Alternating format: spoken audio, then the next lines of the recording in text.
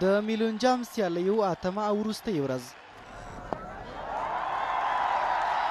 په کابل کې دې لوبو ته له ټول افغانستانه لوبغاړي وربلل شوي وو. هغوی چې ډیر کله ورته د لوبېدو چانس نه وي.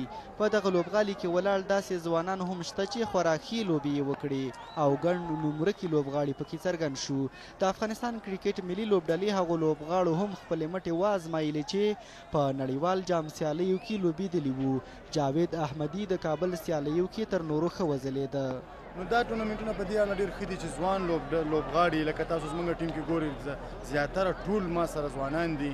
هغوی ته یو داسې چانس میلاویږي چې راشئ تاسو ځان شو کوئ ځان وښایستئ چې په دارنګې ټورنمنټونو کې پرفارمنس وکړئ چې د بورډ او یا زموږ د بورډ چارواکي چې کوم دي سلیکټران دي د هغوی ورته څه نظر شي.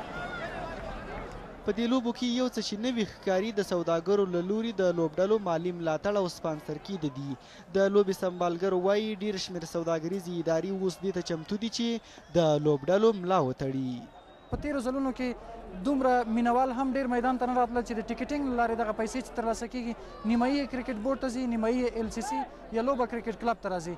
د دې ترڅنګ سپانسر هم دا ځل د نورو ځلونو په پرتله باندې ډیر زیات دي. تقریبا 10-12 کمپنۍ دا ځل آماده شوي دي چې په دې برخه کې همکاري وکړي. د لوبې د نندارچیانو شمیر هم د پام وړ و.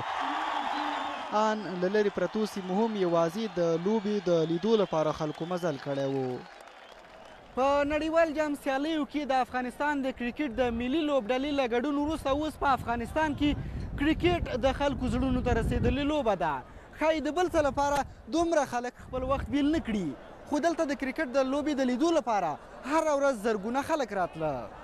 سید عبدالله نظامي BBC کابل.